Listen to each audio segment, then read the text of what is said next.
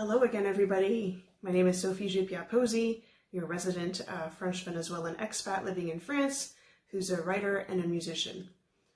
Today, we're going to focus on my short story collection, The Inside Out Worlds, Visions of Strange. It's a science fiction / magical realism short story collection, and right now I am promoting it for my book funnel link, which you can find in my Linktree, as we're coming up on the first year anniversary of its publication. As I've mentioned in previous videos, it's currently being translated into Spanish, and so will soon be available in Spanish on different platforms in a couple months, hopefully. A French translation is being worked on as well, since I live in France, but that'll take more time. In the meantime, let's dive into the third story in this collection. It's called Inside Out.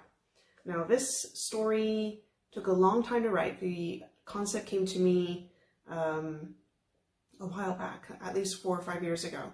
But it took until last year. Last year I was still polishing and editing and trying to restructure the story in order for it to work. So we're going to meet Dandelion, the main protagonist in this story, and I'm going to read the beginning part of this story. It's one of the longer stories in this collection. So it's called Inside Out. "You are the most infuriating person I've ever had the misfortune to meet," Elise shouted, wringing her shawl in her hands, no doubt wishing it were Dandelion's neck instead. "You're letting your emotions cloud your judgment," he said, smoothing his mustache delicately. "You could have just said no, instead of losing your mind at a fundraiser like that."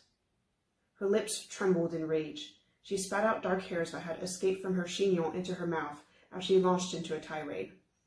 "It's not enough that you think we are even ready to be engaged, when I've told you repeatedly that I want to take things slowly. You keep mentioning ring makers and ring styles despite my telling you no over and over. And then, to top it off, you ask me to marry you in front of everybody at a fundraiser for children with disabilities? It's beyond tacky. It was rude, egotistical, low class. What was low class and crass was you having a meltdown in front of everybody.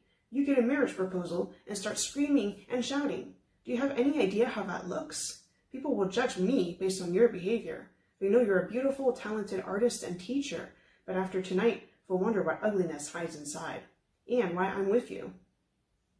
Elise snapped her silk shawl around her as if it were a snake's mandible. She posed a striking figure bristling at him in front of his home bar, the expansive wall of liquors and wine shining softly in the background. Her multicolored dress blended well with the ochre and red tones of a mural around the liquor cabinet. "I see. It's all about image to you. Like it always has been. Fool me for thinking you were a deep romantic of old, trying to woo your way into my heart with grandiose gestures. No, it's all about appearances. Damn emotions. If it makes you look bad, you don't do it. Your courtship of me, if we can even call it that, was pure theatrics. You taking me on a cruise, taking me to those fancy charity balls and dinners, taking photographs of our dates at fancy restaurants, all part of a pristine image of Dandelion Brighton. He thinks he's so important. He thinks the entire world is watching him and judging him." "Well, that's because it's true. You know how important my family line is." "Oh, I know. If you remind me one more time, I'm going to vomit here and now. I know I am with a trust fund billionaire brat, and I sorely regret it. I thought we could do great things together, two spirits from different worlds helping society. Instead—" She bit her lip. Was that a tear he saw in her eye? "That is not fair. Get a hold of yourself," he said, taking a sip of water to hide his mounting anger. "I have given you everything you needed and more. I have been more than patient with your unusual hobbies and strange desires, like going on a safari in wintertime or starting a school for deaf children in the middle of Harlem. But you're not from the same social standing as I, so I tolerated it. Yet despite having it all, you whine and complain all the time. You wear your heart on your sleeve. You know how vulnerable that makes you look? How vulnerable that makes me look?" He stopped, worried she would hit him. She spasmed like she might, but instead she held a death grip on her crossed arms. She laughed low and slow, making goosebumps crawl on his skin.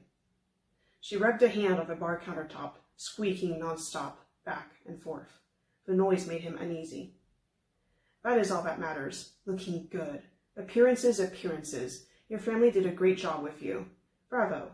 In a child, the effects of trauma are to be expected and handled. An adult needs to be responsible for her reactions. But instead of doing some self-analysis, cutting toxic behaviors and getting better. You're burrowing into your own little hellhole. I can't believe I put up with this for so long." "What are you saying?" Andalion asked, hoping she wasn't about to do what he thought she was. The medieval portraits of saints being tortured suddenly jumped out at him from their prominent positions on the living room wall. "I am dumping you," she said, some color returning to her cheeks. He winced. "That is such a vulgar expression." "Yes, so be it. Hit the road, Jack. You're done. I am done being with a pompous ass, a hypercritical bastard, a selfish twat, Okay, we got the point," Andalion said, keeping the snarl out of his voice. Thank goodness for his upbringing. A part of him wanted to rage at her, egg her, anything, but it wouldn't be proper. "Do you? Because I don't think you do," Elise said, grabbing a flute of champagne from the bar and pouring a generous dash of sherry in it. Andalion winced again. "What are you going to do when I leave?" He didn't have to think twice. "I am going to take a walk, then read a book, then I'm going to tell my family we broke off our relationship. I'll apologize about the blow-up at the fundraiser. Then I'll probably have to bribe some journalist to keep that out of the press, or spin the story to show something else." She slammed her glass on the counter so hard it shattered. "Watch it. That was part of my grandparents' special set." His voice was steady. "You are done. You're a robot in human flesh. I can't believe I thought you were better than this. You know what I wish? That just once you get angry, or sad, or anything." The flush in her cheeks intensified. "You keep all your feelings and emotions on the inside. I wish, with every fiber of my being, with a conviction of the entire holomic line, that everything you have on the inside would be on the outside." She pointed a finger at him and he flinched. She once mentioned she had gypsy ancestors, or shamans, or something, and he'd swept it under the rug. It could be exotic, or it could be low class, depending on the audience. She'd even said she would keep her name if she married him one day, to which he thought he'd need to extirpate that out of her mind. But having her stare at him so intensely, pointing at him, a vague feeling of foreboding prickled at him. How strong were those gypsy roots? His nannies had filled his head with myths and tales of terror as a boy. Elise lowered her arm. Nothing happened. Andalion breathed an imperceptible sigh of relief. "Is that all?" he said stupidly, wiping the sweat off his brow. "I wish that for you, with every fiber of my being," she said in a low voice. Taking another long sip of sherry straight from the bottle, she wiped her mouth with her hand and went upstairs. She called out, "I am staying in the guest room until tomorrow, when I can catch the earliest train out of here." Andalion flopped onto a bar stool. He guessed he could suffer her to be in his brownstone home for one night, even though it wasn't proper now that we were officially broken up. True to his word, once the roaring in his ears had stopped, he went for a walk, then returned home and read a book. He almost called his father to apologize. He'd seen the entire disaster unfold, but decided against it. He needed sleep. Maybe things would work out. He would wake up and Elise would be back, apologizing for all the absurd things she'd said. With luck, he wouldn't need to contact any journalists about tonight's fiasco. Everything would settle into place, as it always did for Brightons.